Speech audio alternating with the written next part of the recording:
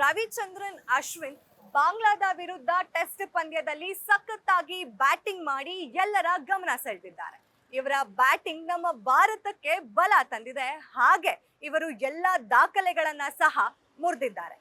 ರವಿಚಂದ್ರನ್ ಅಶ್ವಿನ್ ಅವರು all rounder ಆಗಿದ್ದು, ಇವರು ಮ್ಯಾಚ್ ಸೋಲ್ತೀವಿ ಅಂತಿದ್ದಾಗ ಕ್ರಿಕೆಟ್ ಅಭಿಮಾನಿಗಳಿಗೆ ಹೊಸ ಭರವಸೆಯನ್ನೇ ತಂದಿದ್ದಾರೆ. ಹಾಗಾದ್ರೆ ಅಶ್ವಿನ್ ಅವರು ಹೊಡೆದಿರುವಂತಹ ಸ್ಕೋರ್ ಆದ್ರೂ ಏನು, ಇವರು ಮುರಿದಿರುವಂತಹ ದಾಖಲೆಗಳಾದ್ರೂ ಏನು, ಇದರ ಕಂಪ್ಲೀಟ್ ಮಾಹಿತಿನ ಈ ವಿಡಿಯೋಲಿ ನೋಡೋಣ ಬನ್ನಿ. ಬಾಂಗ್ಲಾದೇಶದ ಬೌಲರ್ಗಳ ದಾಳಿಗೆ ಕುಸಿತ ಕಂಡಿದ್ದ ಭಾರತಕ್ಕೆ ಅಶ್ವಿನ್ ಬಲ ತುಂಬಿದ್ದಾರೆ. ಟೆಸ್ಟ್ ಪಂದ್ಯದಲ್ಲಿ ಏಕದಿನ ಟಿ20 ಮಾದರಿಯಲ್ಲಿ ಬ್ಯಾಟ್ ಬೀಸುತ್ತಾ ಬಾಂಗ್ಲಾದೇಶ ಬೌಲರ್ಗಳನ್ನ ಬೆಂಡೆತ್ತಿದ್ದಾರೆ. ವಿಶ್ವ ಟೆಸ್ಟ್ ಚಾಂಪಿಯನ್ಶಿಪ್ನಲ್ಲಿ ಫೈನಲ್ ಪ್ರವೇಶಿಸುವ ಹಾದಿಯಲ್ಲಿರುವ ಟೀಂ ಇಂಡಿಯಾ ಬಾಂಗ್ಲಾದೇಶ ತಂಡವನ್ನ ಕ್ಲೀನ್ ಸ್ವೀಪ್ ಮಾಡುವ ಇರಾದೆಯಲ್ಲಿ ಕಣಕ್ಕಿಳಿದಿತ್ತು. ಆದರೆ ಮೊದಲ ಇನ್ನಿಂಗ್ಸ್ನಲ್ಲಿ 34 ರನ್ ಗಳಿಸುವಷ್ಟರಲ್ಲಿ 3 ವಿಕೆಟ್ ಕಳೆದುಕೊಂಡಿತ್ತು.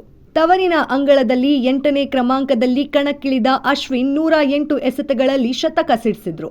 ಇದು ಅವರ 6ನೇ ಶತಕವಾಗಿದೆ. ಒಟ್ಟಾರೆ 112 ಎಸೆತಗಳಲ್ಲಿ 10 ಬೌಂಡರಿ ಹಾಗೂ 2 ಸಿಕ್ಸರ್ಗಳ ಸಹಿತ 102 ರನ್ ಗಳಿಸಿದ್ರು. ಅಲ್ಲದೆ ಇದು ಅವರ ಶತಕಗಳಲ್ಲಿಯೇ ವೇಗದ ಶತಕವಾಗಿದೆ.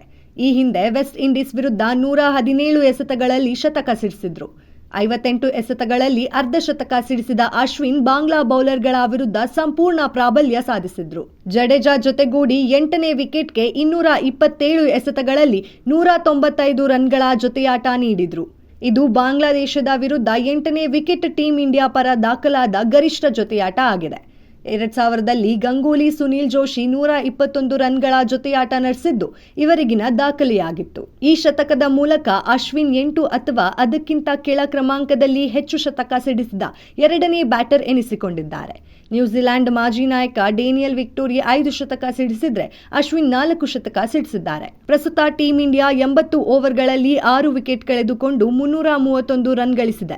ಅಶ್ವಿನ್ 102 ರನ್ ಗಳಿಸಿದ್ರೆ ಜಡೇಜಾ 86 ರನ್ ಗಳಿಸಿ 2ನೇ ದಿನಕ್ಕೆ ಬ್ಯಾಟಿಂಗ್ ಕಾಯ್ದಿರಿಸಿದ್ದಾರೆ. ಬಾಂಗ್ಲಾದೇಶದ ಪರ ಹಸನ್ ಮೊಹಮ್ಮದ್ 58ಕ್ಕೆ 4 ವಿಕೆಟ್ ಪಡೆದು ಮಿಂಚಿದರು.